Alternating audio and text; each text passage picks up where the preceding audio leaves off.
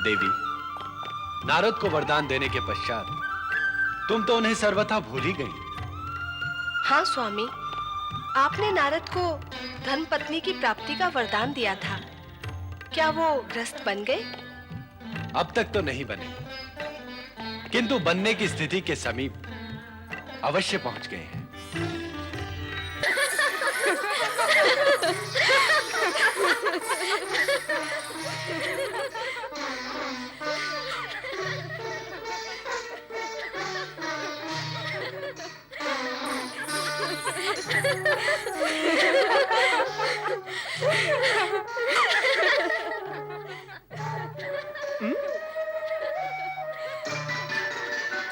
मित्र पर्वत, क्या सोच रहे हो?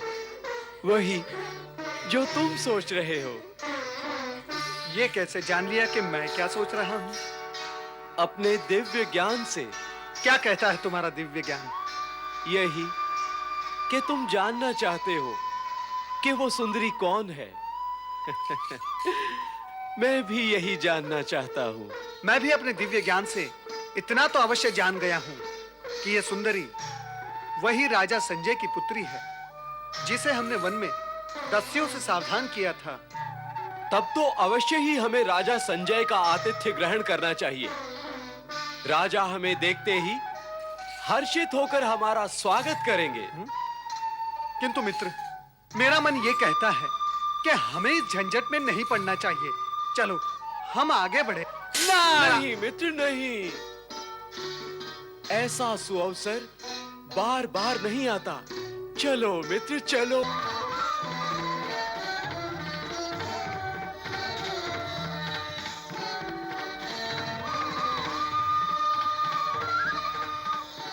प्रणाम मुनिजन। उस दिन दस्युओं से आपने हमें सावधान किया था, किंतु शीघ्रता में आपका परिचय प्राप्त करने का हमें सौभाग्य प्राप्त नहीं हो सका। अहोभाग्य हमारे कि आज आप स्वयं यहां पधारे हैं। तो कृपया अब अपना परिचय हमें दें। नारायण नारायण। मैं नारायण भक्त नारद हूं,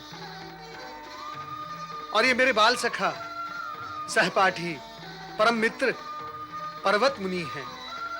हे राजन, सत्य तो यह है कि हम मुनियों का महल में आने का ना प्रयोजन है ना आवश्यकता, परंतु जब हमें इधर से जाते हुए ये ज्ञात हुआ कि ये आपका प्रसाद है, तो विचार हुआ आपके दर्शन ही करते चले। आप दोनों का राजसभा में सहर्ष स्वागत है। राजन, उन दस्युओं को क्या दंड दिया आपने? वो हमारे पड़ोसी राज्य से आए हुए दस्यु थे। हमारे सैनिकों को देखते ही पलायन कर गए।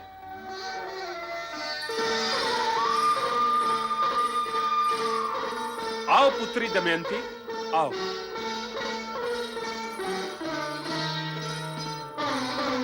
देखो, हमारे यहां मुनिवर पधारे हैं। ये हैं नारायण भक्त नारद जी।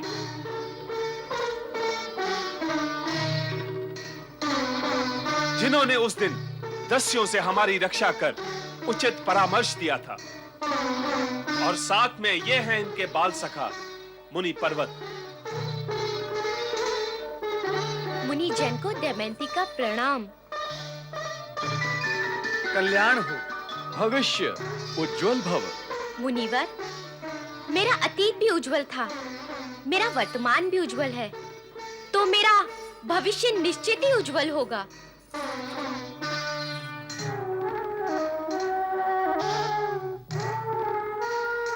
कुछ नई बात कहे मुनिवर। क्या कहा राजकुमारी? यही कि आप मुनि हैं तो हम भी गुणी हैं। क्या आपने वो कथा सुनी है? कौन सी कथा? वही जब एक मुनि ने दूसरे मुनि से प्रश्न किया कि गणना कहां से आरंभ होती है। दूसरे मुनि ने कहा कि एक से। इस पे पहले मुनि ने फिर प्रश्न किया, गणना समाप्त कहां होती है? अंतिम अंक क्या है? दूसरे मुनि उत्तर नहीं दे सके। उन्होंने प्रश्न करने वाले मुनि से कहा, तुम ही बताओ, गणना का अंतिम अंक क्या है? इस पर प्रश्न करने वाले मुनि बोले, यदि मैं जानता तो तुमसे प्रश्न ही क्यों करता। हमारी पुत्री विनोद प्रिय है, सदा हंसती हंसाती रहती है।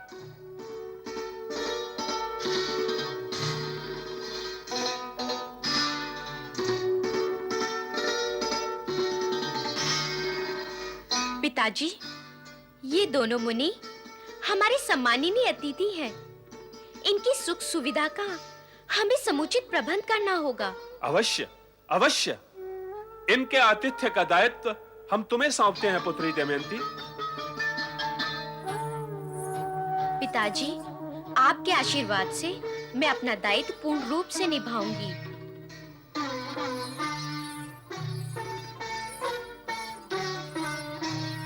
पधारे मुनिवर, मैं आपको अतिथि कक्ष दिखा दूं। पधारे।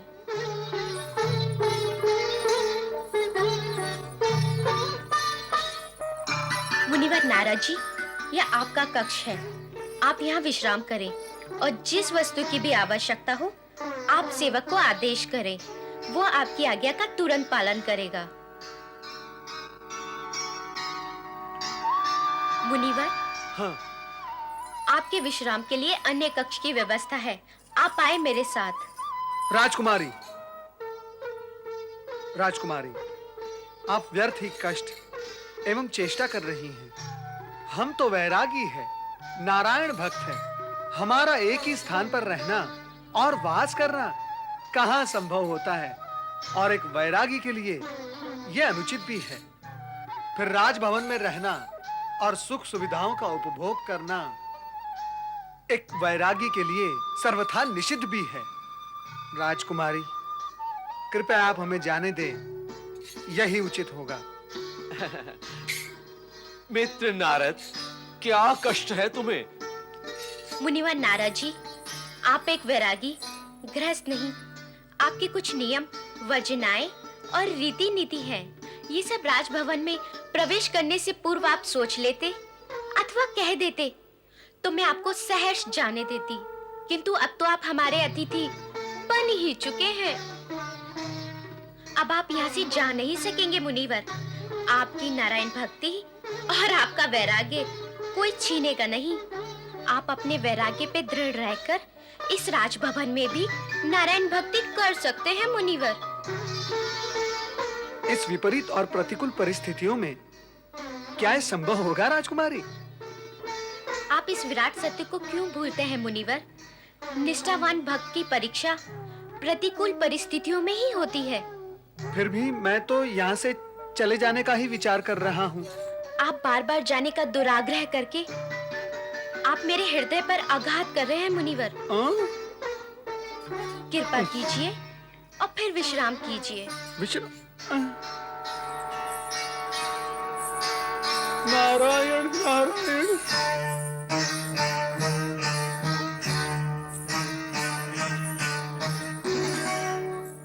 मुनिवर, ये आपका शयन कक्ष है, आप यहाँ विश्राम करें। मुनिवर, मुनिवर, भोजन के समय कहाँ चले गए आप? मुनिवर, मुनिवर कहाँ हैं आप? मुनिवर, मुनिवर, मैं आपके लिए भोजन लाई हूँ। मुनिवर,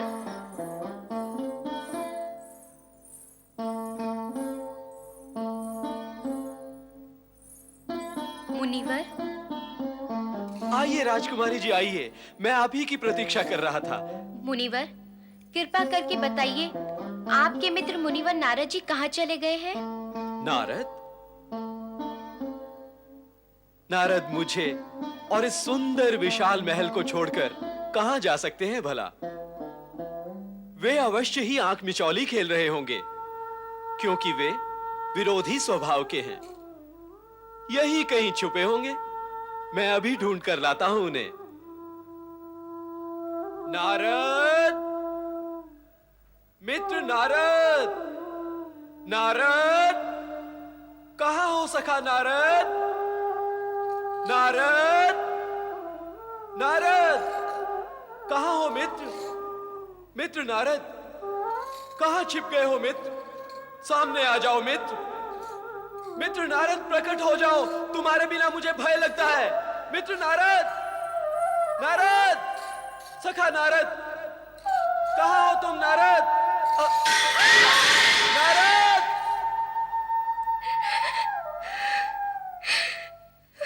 नारद ने मेरे साथ ही नहीं, आपके साथ भी वचन भंग किया है।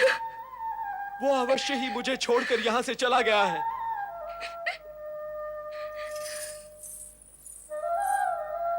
तुम मुझे बताए बिना कहां चले गए नारद? मेरा उद्धार करे प्रभु, मुझे इस संकट से उबारे। अपने मित्र पर्वत के बहकावे में आकर मैं पथभ्रष्ट हो गया था, परंतु अब मैं भ्रम से बाहर आ गया हूं। स्थिति अत्यंत विषम हो चुकी है प्रभु, मुझे इस विपदा से बचाएं। नारायण नारायण। प्रभु, यदि आप इसी प्रकार मुस्कुराते रहेंगे तो फिर मेरा क्या होगा? नारद, हम किसी भी प्रकार मुस्कुराएं, कल्याण तो तुम्हारा होगा ही। राजकुमारी दमयंती तुम्हारे मोहपाश में बंध चुकी है। यही पाश विवाह बंधन का रूप ले लेगा और तुम्हारा फिर कल्याण ही कल्याण होगा। हाँ नारद, गृहस्थ जीवन का अनुभव लेना भी आवश्यक है। विवाह पश्चात हमें भी अपने अनुभव बताना कि पत्नी के हाथ का भोजन कैसा लगता है। बस माता बस, मुझ बाल ब्रह्मचारी को इस जंजाल से उबारने की अपेक्षा आप मुझे अधिक फंसाने का उपक्रम क्यों कर रही हैं? क्यों भला? ऐसा क्यों चाहती हैं आप? शिव शिव शिव शिव शिव शिव शिव शिव। अब आप मेरी दशा पर हंस भी रही हैं। अरे नारद, तो क्या आप हंसने भी नहीं दोगे मुझे? मेरा फंसना ना होता तो आपका हंसना भी ना होता माता। हाँ, फंसे हुए पे सब हंसते हैं, हंसो। नारद, अब दुखी होने की क्या आवश्यकता है? स्वयं तुमने ही तो धर्मपत्नी पाने की इच्छा जागृत की थी, इसलिए भगवान शिव ने तुम्हें वरदान दिया। क्या उनका वरदान कभी निष्फल हो सकता है? कदापि नहीं। अर्थात मैं, मेरी भक्ति, मेरा ब्रह्मचर्य सब कुछ निष्फल हो जाएगा। हे प्रभु, अब मैं क्या करूं? क्या अब मुझे पुनः वही जाना होगा? स्थिति को समझो नारद, और इस सत्य को भी स्वीकारो कि राजकुमारी दमयंती जैसी धर्मपत्नी बड़े भाग्य से मिलती है। और नारद तो भाग्यवान है ही। और अब तो उसके हृदय में तुम्हारे लिए अपार प्रेम उत्पन्न हो चुका है। और प्रेम का उत्तर यदि प्रेम से नहीं दिया गया तो दमयंती के प्रेम का और हृदय का क्या होगा नारद? नारद, तुम्हारे अचानक वहां से अदृश्य हो जाने से उसका मन तो दुख का सागर ही बन चुका होगा। नारद, अपनी आराधिका को इस प्रकार मझधार में छोड़ना क्या तुम्हें शोभा देता है? उचित यही होगा कि तुम एक आदर्श अतिथि का कर्तव्य निभाते हुए शीघ्र ही महल में पहुंच जाओ। श्री हरि, क्या आपकी भी यही आज्ञा है? हमारी आज्ञा का प्रश्न ही नहीं है नारद।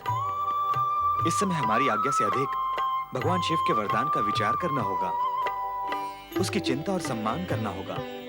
इसके लिए तुम्हें तुरंत वहां पहुंच ही जाना चाहिए। सत्य यह भी है नारद कि तुम्हारे वियोग में दमयंती व्यग्र और अस्वस्थ हो गई है। तो ठीक है, मैं जाता हूं। अवश्य जाना चाहिए। नारायण नारायण।